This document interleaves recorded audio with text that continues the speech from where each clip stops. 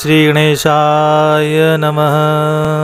सकल सुकृत फल भूरि भोग से जगत हित निरूपधि साधु लोग से सेवक मन मानस मराल से पावन गंग तरंग माल से।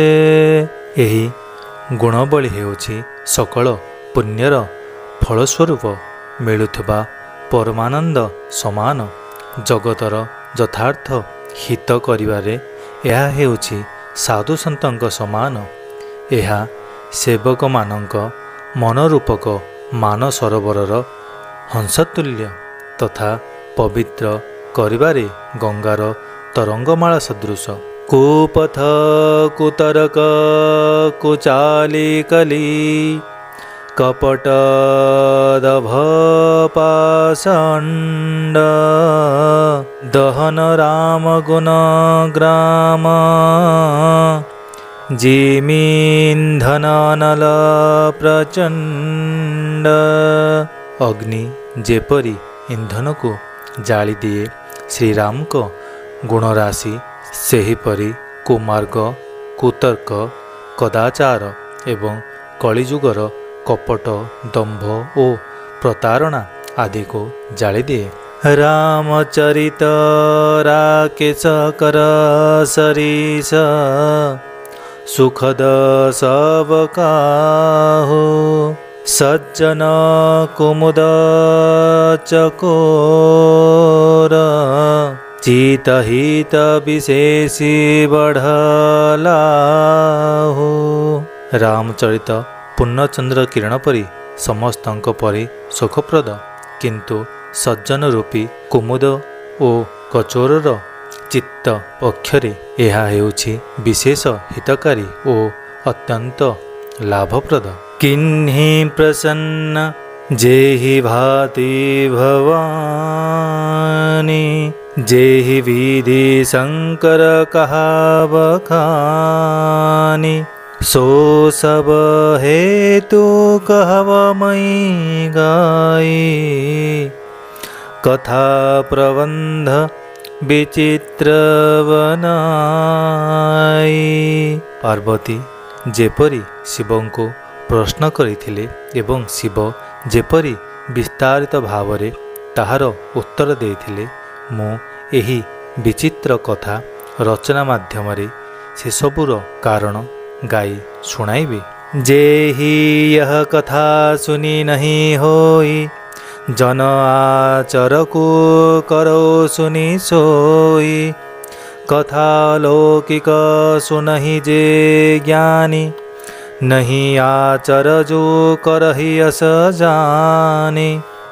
राम कथा कैमिति जग नाही असी प्रतीति तिन्हि के मन माही नाना भाति राम अवतारा रामायण शत कोटि अपारा।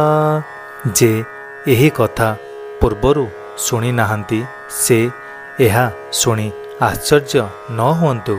जेउ ज्ञानी माने यही अलौकिक कथा शुणती से माने यह जानी आश्चर्य हुंती नहीं जे संसार रे राम कथार कौनसी सीमा नहीं।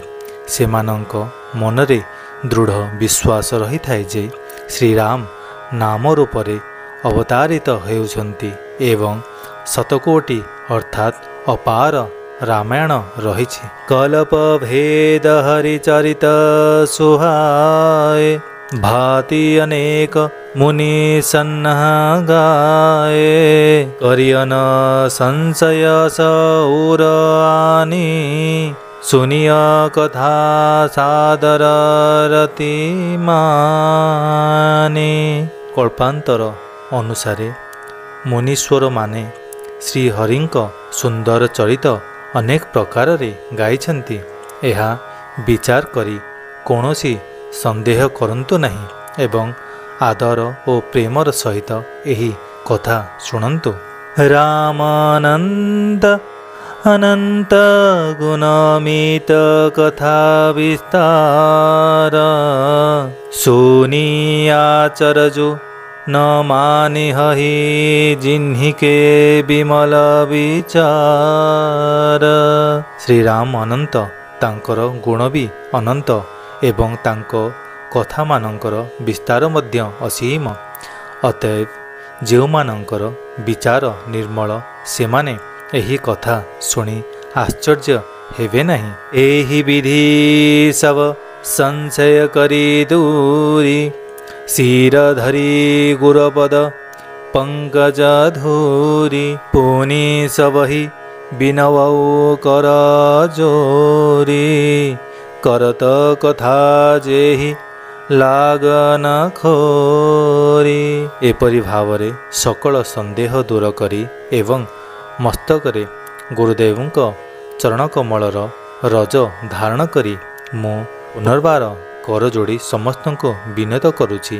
ଏହା द्वारा रचना को कौनसी प्रदोष स्पर्श करिव नाही। सादर शिवहि नाई अवमाथा बरनौ विशद राम गुण गाथा संबत सोरह सैका एकतीसा करौ कथा हरिपद धरी सीसा। वर्तमान मु भक्तिर सहित श्री शिवंक निकटरे नतमस्तक होई श्रीराम को गुणर निर्मल गाथा कहिबाकू जाउअछि। श्रीहरिंक चरणरे शिर लगाई संबत 1631 रे एही कथा आरंभ करुअछि। नईमी भौम 12 मधुमासा अवधपुरीय चरित प्रकाशा जेहि दिन राम जन्म श्रुति गावहु तीर्थ सकलता चलियावहु। चैत्र मास शुक्ल नवमी तिथि मंगलवार दिन अयोध्या ठारे एही चरित प्रकाशित होइथिला। जो दिन अयोध्या रे श्रीराम को जन्म महोत्सव पालित हुए। वेद कहती से दिन सकल तीर्थ सेठाकू चली आसती।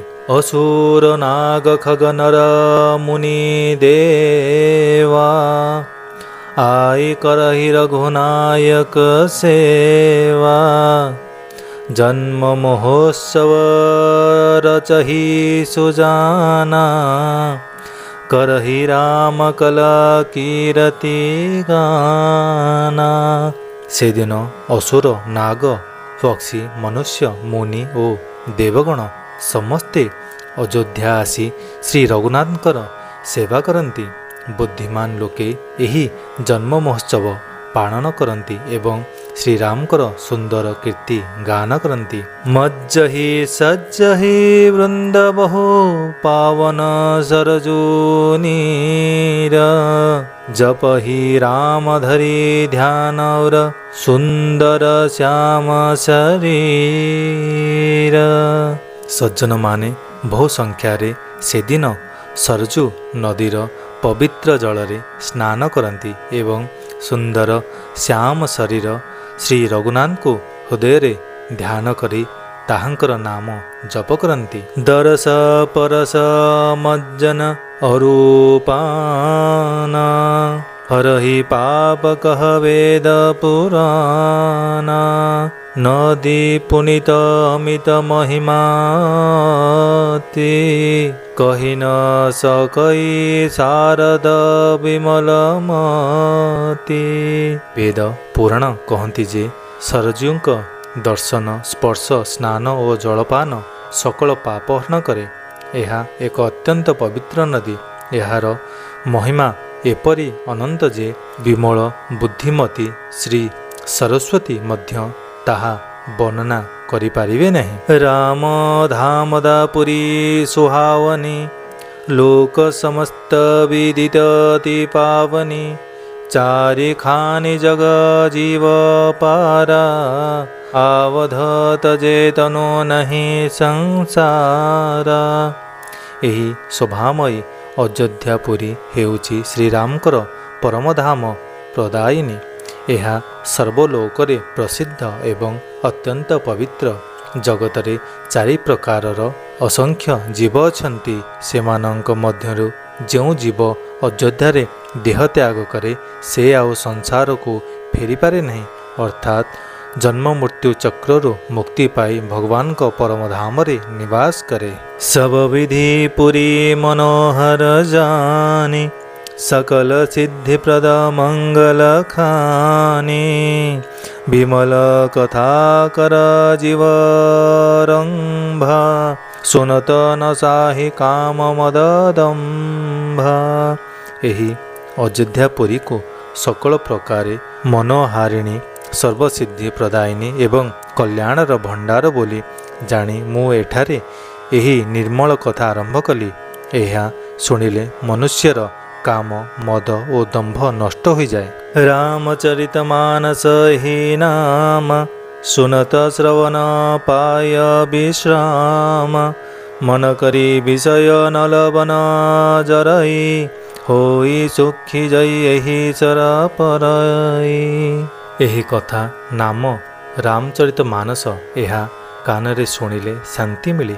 मन रूपी हंसी विषय रूपी दावानଳରେ पड़ी घोर दुखरे जलुछि, से जदि एही रामचरित मानस रूपी सरोवर रे प्रवेश करे बा स्नान करे तेबे चिरंतन सुख लाभ करिब। रामचरित मानस मुनि भावन, विरचेयु शंभु सुहावन पावन। त्रिविध दोष दुख दारिद्र दावन, करी कुचाली कुल कलुषन सावन। एही रामचरित मानस हेउछंती मुनिजनंकर अत्यंत प्रिय। एही सुंदर और पवित्र मानस को शिव रचना करथिले। एहा त्रिविध दोष, सकल दुख दारिद्र्य तथा कलिजुगर सकल दुराचार और पाप नाश करे। रचि महेश निज मानस राखा, पाई सुषमऊ शिवसन भाषा। ताते रामचरित मानसवर, धरेउ नाम हिय हेरी हरसी हर। श्री महादेव एहा रचना करी निज मनरे रखिथिले ओ सुअवसर पाई पार्वती को शुणाइथिले। तेणु शिव निजे मनरे एहार महिमा दर्शन करी ओ प्रसन्न होई एहार नाम रामचरित मानस लिखिले। कहु कथा सोई सुखद सुहाई, सादर सुनहु सुजन मन लाई। मु सेही सुखद सुंदर राम कथा कहूछि। हे सज्जनगण, आपण माने आदरर सहित मन दे ताहा शुणन्तु। जस मानस जेहि विधि, भयउ जग प्रचार जेहि हेतु। अब सोई कहु प्रसंग सब, सुमिरी उमा वृषकेतु। एही रामचरित मानस कौन, एहा किपरि रचित हेउछि एवं जगतरे काहेकि एहार प्रचार हेउछि, उमा महेश्वरं को स्मरण करी मु वर्तमान सेही सबु कथा कहूछि। शंभु प्रसाद सुमति हिय हुलसी, रामचरित मानस कवि तुलसी। करई मनोहर मति अनुहारी, सुजन सुचित सुनीलेहु सुधारी।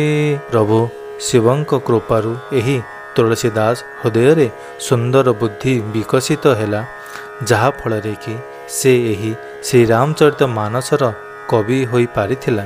निज बुद्धि अनुसारे तो से एहा मनोहर करी रचना करछन्ति। निज बुद्धि अनुसारे तो से एहाकु मनोहर करी रचना करुछि।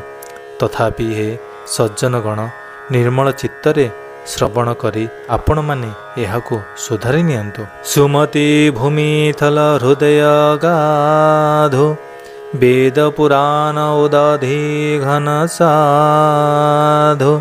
बरसहि राम सुजस बरवारी, मधुर मनोहर मंगलकारी। ସୁନ୍ଦର ସାତ୍ଵିକ ବୁଦ୍ଧି ହେଉଛି ଭୂମି। ସେହି ଭୂମିରେ ହୃଦୟ ହେଉଛି ଏକ ଗଭୀର ସ୍ଥାନ। ବେଦ ପୁରାଣ ହେଉଛନ୍ତି ସମୁଦ୍ର ଏବଂ ସାଧୁସନ୍ଥ ହେଉଛନ୍ତି ମେଘ। ସେହି ସାଧୁସନ୍ଥ ରୂପୀ ମେଘମାନେ ଶ୍ରୀରାମଙ୍କର ଯଶ ରୂପୀ ସୁନ୍ଦର ମଧୁର ମନୋହର ତଥା ମଙ୍ଗଳକର ଜଳ ବୃଷ୍ଟି କରନ୍ତି। ଲୀଳା ସଗୁଣ ଜୟ कहई बखानी सोई स्वच्छता करई मलहानी प्रेम भगति जो बरनी न जाए सोई मधुरता सुशीतलताए। सेमाने विस्तार पूर्वक जो सुगुण लीला वर्णना करती ताहा ही राम सुजस रूपक जल निर्मलता ताहा मल नाश करिथाए एवं जो प्रेम भक्तिर वर्णना करा जाई पारे नहीं ताहा ही एही जलर मधुरता तथा शीतलता। सोजल सुकृत सालिहित होई राम भगत जन जीवन सोई मेधा मही गत सोजल पावन सकिली श्रवण मग चलयो सुहावन भरेयो सुमानस सुथल थिराना सुखद शीत रुचि चारु चिराना। सेही राम सरजु रूपी जल सत्कर्म रूपी शारद धान चाष निमंते अत्यंत हितकर एवं श्रीराम को भक्त मानक निमंते ताहा जीवन सदृश। सेही सुंदर जल जेतेबेले बुद्धिरूपी पृथ्वी पृष्ठरे पड़िला सेतेबेले ताहा एकत्रित होई सुंदर कर्णपथ माध्यम हृदय प्रवेश कला। शेषरे ताहा मानस रूपी श्रेष्ठ स्थान रे पूर्ण होई तीर होई जाइछि। सेठारे ताहा किछि दिन रही पूर्णा होई जिबारु सुंदर रुचिकर शीतल और सुखदायी होई जाइछि। सुठी सुंदर संवादवर बिरचे बुद्धि विचारी तेई यही पावन सुभग सर घाट मनोहर चारी। बुद्धि विचार प्रयोग करी एही रामचरित मानस भितरे जो चारिगोटी सुंदर और उत्तम संवाद रचना करा जायछि सेही चारोटी हेउछि एही पवित्र सुंदर सरोवरर चारिगोटी सुंदर घाट। सप्त प्रबंध सुभग सोपान ज्ञान नयन निरखत मनमान रघुपति महिमा गुण बाध बरनव सोई वर वारी अगाध। सातकांड हेउछि एही मानस सरोवरर सातोटी सुंदर पाहाच। एगुड़ी को ज्ञान नेत्र देखिले मात्रे मन प्रसन्न हो जाए। एथिरे श्री रघुनाथंकर जो निर्गुण महिमा वर्णना करा जायछि ताहा ताहा ही एही सुंदर जलराशिर अगाध गभीरता। राम सिय जस सलिल सुधासम उपमा बीची विलास मनोरम पुरैनी संघन चारु चौपाई जुगुति मंजो मणि सीप सुहाई। श्रीराम सीतांक जस हेउछि एहार अमृत तुल्य जल। एथिरे जो उपमा गुड़िक दिया जाइछि से गुड़िक हेउछि तरंगमालार मनोहर विलास। एहार सुंदर चौपाई गुड़िक हेउछि एही सरोवरर निघंच भावरे व्यापीथिबा कमलिनी एवं कवितारे थिबा जुक्ति गुड़िक हेउछि मंजुल मणि उत्पन्न करुथिबा सुंदर सामुका। छंद सरोठा सुदर दोहा सोई बहुरंग कमल कुल सोहा अर्थ अनूप सुभाव सुभाषा सोई पराग मकरंद सुवासा। एथिरे थिबा सुंदर छंद सोरठा एवं दोहा गुड़िक बहुरंगी पद्मफूल परी सुशोभित। अनुपम अर्थ ଉନ୍ନତ ଭାବ ଓ ସୁନ୍ଦର ଭାଷା ହେଉଛି ସେହି ପଦ୍ମରାଜିର ପରାଗ ମକରନ୍ଦ ଓ ସୁଗନ୍ଧ।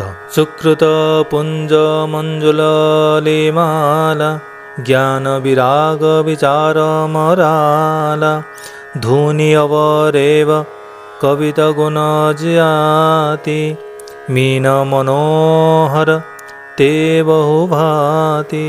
ସତ୍କର୍ମ ହେଉଛି ଜଳଦଳ ସୁନ୍ଦର ଭ୍ରମର ଜ୍ଞାନ ବୈରାଗ୍ୟ ଓ ବିଚାର ଏଠାରେ ହଂସ କବିତାର ଧ୍ୱନି ବକ୍ରୋନ୍ତି ଗୁଣ ଓ ଜାତି ହେଉଛି ଏହି ସରୋବରର ନାନା ପ୍ରକାରର ମନୋହର ମତ୍ସ୍ୟ।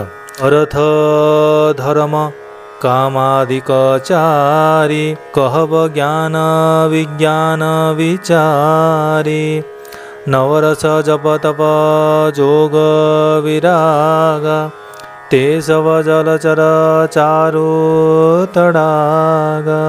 धर्म अर्थ काम ओ मोक्ष यही चतुर्वर्ग फल तथा ज्ञान विज्ञान विषयक विचारयुक्त उक्ति वाक्यर नवरस जप तप जगु ओ वैराग्य प्रसंग एसबु हेउछन्ति एही सरोवरर विविध सुंदर जलचर जीव। सुकृति साधु नाम गुण गान ए विचित्र जल विहग समान संत सभा चहो दिशि अवराय श्रद्धारी चो बसंत समगाय। पुण्यात्मा मानकर साधु संतंकर ओ श्रीराम नामर गुणगान हेउछि। एथिरे विचित्र जलर पक्षी समान सन्थ मानक सभा हेउछि। एही सरोवरर चतुर्दिगरे थिबा आम्रवन एवं श्रद्धा बसंत ऋतु समान बोली कुहा जाइछि। भगत निरूपण विविध विधान क्षमा दया दम लता वितान समजम नियम फूल फल ज्ञान हरिपद रति रस वेद बखाना। नाना विधि उपाय भक्ति निरूपण एवं क्षमा दया तथा इंद्रिय मानक दम होउछन्ति एठारे लता वितान मनोनिग्रह जम हिंसा सत्य अस्त्रेय ब्रह्मचर्य ओ परिग्रह नियम शौच संतोष तप स्वाध्याय ईश्वर प्रणिधान हेउछि। ସେହି ଲତାମାନଙ୍କର ପୁଷ୍ପ ଜ୍ଞାନ ହେଉଛି ଫଳ ଏବଂ ଶ୍ରୀହରିଙ୍କ ଚରଣରେ ପ୍ରେମ ହେଉଛି ଉକ୍ତ ଜ୍ଞାନ ରୂପୀ ଫଳର ରସ। ଏହା ବେଦଗଣ କହିଛନ୍ତି।